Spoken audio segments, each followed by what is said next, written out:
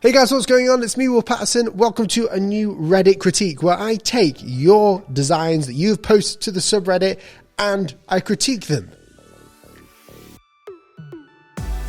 Also, starting from today, in every Reddit critique, so every Reddit video like this, I'm going to be putting a little code, an Amazon code, somewhere hidden in the video. This will be worth $10 to $20, so make sure you hit the subscribe button, press the bell icon so you know when I've uploaded a video to get the best chance of getting the code. Let's get straight into it. Logo design for a spa and wellness center in downtown Omaha. First time posting, so be gentle, don't worry. First of all, I really like the fact that this is real, and also what an amazing design. It fits super well with the wooden background that you've got up here. I love the flowery nature, like the sort of petals of flowers on the leaves, and it's very abstract. It is not generic. It's so difficult to design something like a wellness spa or like a mindful app or meditative thing without having like flowers or having leaves, things of nature in there, and then when you add those things in, it's really difficult to make it less generic. You've done an amazing job here with balance and also being appropriate. I really like this, a spa and wellness. If I was just to see this logo by itself, I think I would suggest it's very symbolic of being well, just from the abstract nature of the leaves in there. Really like it, it's really scalable, great work on the menus and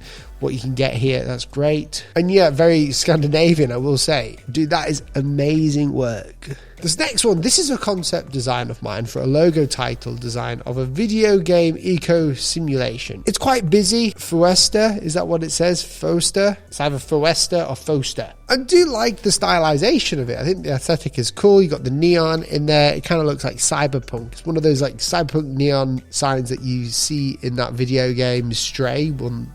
The one where you're just like walking around like a cat. I could see that definitely in the game. There's a few issues here. There's kerning errors. So for the O to the E, because it's stylized, it's very easy for me to spot. There's no space in between the O and the E, so if you squint your eyes and look at this, I look really weird doing this, but this is how you do it. Squint your eyes and look at it, and you'll see that the O is a bit too close. Also, there's an overshooting issue with the O.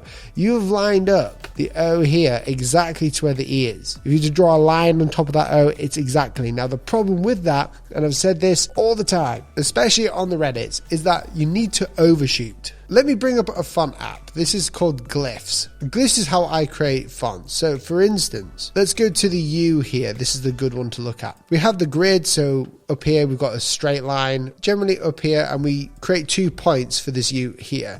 Now this yellow part of this is the overshoot line. And in font making apps, you'll get this line a lot, and it's kind of like a grid, so you can match the overshoot. Now essentially what an overshoot does is it optically changes the way it looks. It actually compensates, because you see down here on the curved part of the U, it goes away from this line here. You can see if I draw a line from here all the way over here, that there is quite a bit of distance. Now the reason why is because when we zoom out and we look at this, the U, the circular part of the U, looks exactly in line with the bottom part of this square edged part. It's one of those weird things that you have to optically change, because although it's mathematically wrong, optically our eyes are used to it. It's an illusion. So overshooting is a must. Otherwise, even though it's mathematically exactly the same, it's not optically correct. This next one, logo design for Poom, a fireworks company. I like the name of that, Poom. I really like the idea that you've got here. It kind of, I don't know why, any logo with a P, a D, a B, whatever, that looks like this reminds me of Beats by Dre. I like the way that you've actually added the Poom, so the actual firework bang, to the O's here. That's really cool. It's a really unique identifier. This is very well done. The only issue I have is that, again, when I squint my eyes, the width of each letter is wrong. It's not correct. The M is way too big, and again, we've got some alignment issues here as well, so you haven't overshooted with these icons. You have to overshoot with the icons too to make them optically align. But great work. I like that. Logo type worksheet. for Logo Brief. This tool is intended to make the life of a logo designer easier by getting clear direction in the logo brief. Do you agree with the categories? Feedback appreciated. Okay, I don't like the sliders. I think it should be a check mark. Okay, so we've got a combo mark that combines images with words, ideal for companies that are not well known. With time, you'll have the freedom to use just the text or just the icon. I think personally, a combo mark and a logo type is all that you need, because you get them both. You need the sort of combo mark to make it work. 99% of what we do is a combo mark. Especially if you work for a startup, it is imperative. What I really like about this actually is the fact that you're explaining why.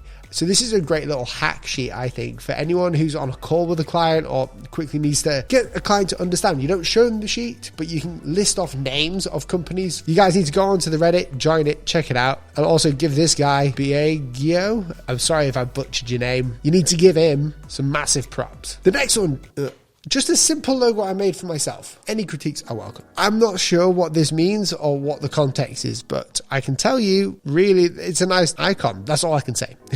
I like it. I like the glasses in there. DD, yeah, with the face, the smile. You have to give context, otherwise I will not be able to critique. This video doesn't have a sponsor, but if you do struggle with creating logo design ideas, about a year ago, I filmed a Skillshare original with Skillshare. The whole idea of this class was to teach you guys my process in generating logo design ideas in a way that wasn't difficult, pressurizing, in a way that was fun, where it would actually come out with a positive result. If you click the link below, you'll find out some more information about the Skillshare class. Night Ride is a luxury hypertrain that travels all across America. Sit back, relax, and enjoy the ride.